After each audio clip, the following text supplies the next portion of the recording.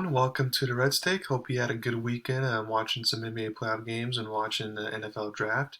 I'll get to my NFL draft in another podcast, so I can go over the draft grades and how everyone did. But for right now, real quick, I want to go over my updated NBA predictions for the playoffs here. So let's start off with the first round. You got Miami versus Philly. Now I predicted Toronto to win in seven, so I was wrong there. Although I did not know that Fred VanVleet would get injured. I did not know that Scotty Barnes would get injured for a few games or Gary Trent Jr. would be hobbled. I didn't know all that stuff. So if I would have known that, I definitely would have taken Philly there. Um, and also Philly was able to survive, with other best defensive player because since they won two of the games in Toronto, so that was a wrong assumption on my part.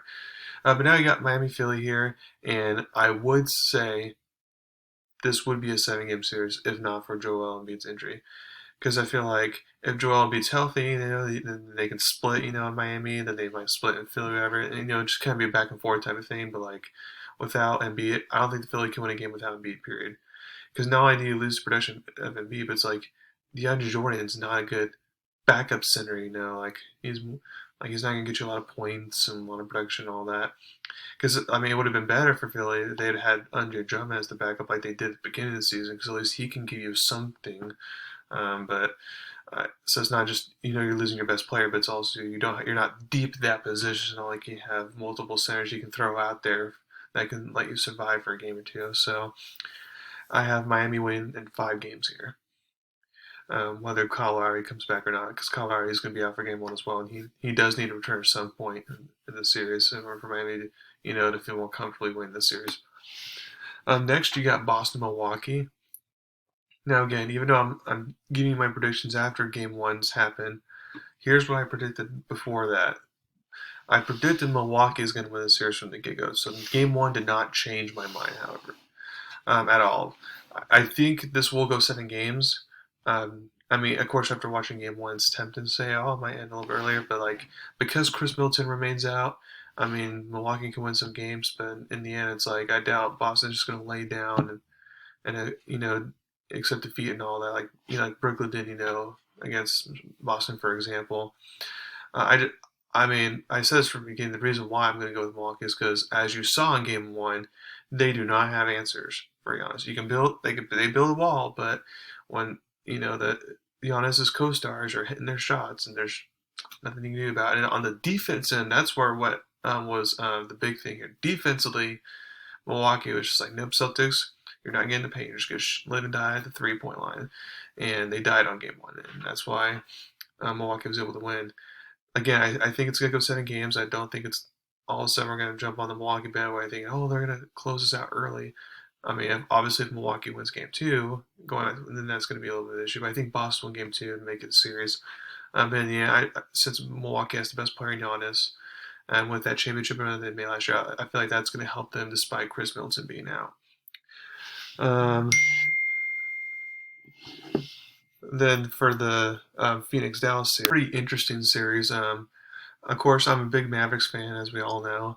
But I'm not going to let my bias make my predictions here. So I do have. I have Phoenix winning this from the get-go. So I'm going to have Phoenix winning the series.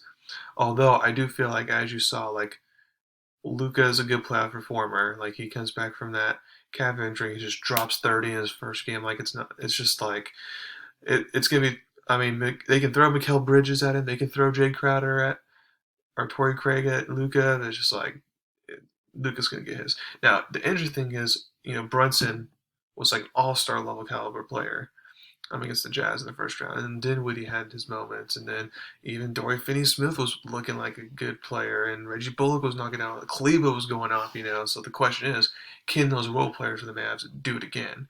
Because if they can do it again, well, then the Mavs can win the series. But if they can, that was just you're playing against the Jazz, and now since you're playing the Suns, those role players aren't going off. That's like, well, then it's gonna be the Mavs are gonna lose the series. So I think there'll be some games, where those role players step up. I think. More often than not, I feel like they can step up good enough to where Phoenix will survive the series. I feel like this has a lot of feel of like the Clippers and Mavs from last year. I have a feeling it's gonna be like that type of series. Like it's gonna be very interesting. And then last but not least, you got Memphis and Golden State.